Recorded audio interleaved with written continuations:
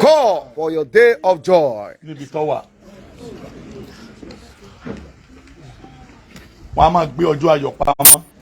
Days of joy can be hidden, and they can postpone it. They can even sit on it. They can use authority to change it, and it can be stopped. It can be swallowed. A man, a minister of God, there was no riches in his calling. And I said the calling of God has no regrets. Something is happening to you. I talked to him. He left. I said, your mom, is there any woman that she's not husband? He said, a woman. I told him to look for that woman. And he went there to verify. There is a place called K2 at Yakubu Dandan. He went there to look for her. When he got there, he said the woman is in the church. Somebody described the church. When he got there, he greeted that woman. He introduced himself. That woman said, why are you here to look for me? Your mother snatched my husband. Someone that I have 7 children for. Your mother snatched him from me.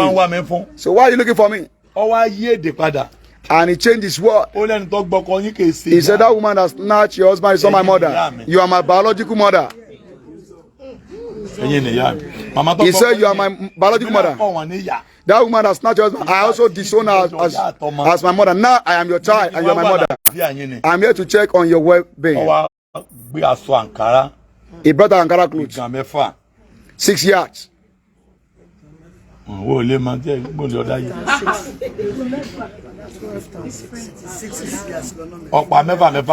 Okay, 6 yards is 6 different. Okay.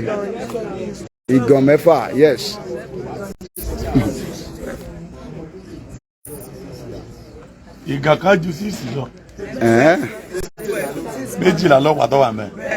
Okay, 12 yards in a yard. Okay. Okay. He gave us 6 of it. When he gave her, he probably gave her maybe 10,000 or 20,000. 10,000. That woman started counting 3,000, 4,000, 5,000, 6,000, 7,000. She was amazed. Which clothes? You are here to give me this. Help me to open the book of Job. She said, read it. He said, yeah, I swallow well. She said, no, I didn't. She said, what I swallow is wealth. Wealth. She said, I didn't swallow what? I swallow wealth. The wealth of all your siblings. She said, I swallowed it all.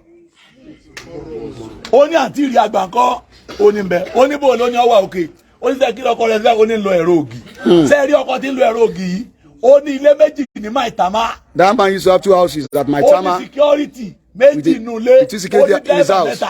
He had 3 drivers. They seized all his properties. Guy!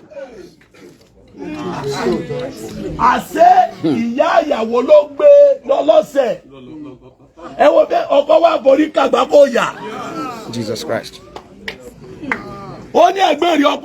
She said, what about your elder brother?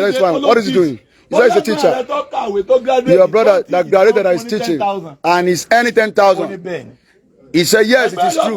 What about your second brother? He said, it's fine. Is that one jobless or not? He said, yes, he's jobless. What about your younger sister? Where is she? Her husband sent her packing. He said, yes. I swallowed the word of your siblings. But she said, I am in pain. I want to vomit yours.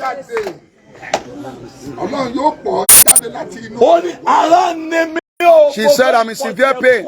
I want to vomit yours. Go on your knees. He went to meet her in the church. Lift up your hands. Shout. Every word of mine that my enemy has swallowed, begin to vomit it. Vomit my word.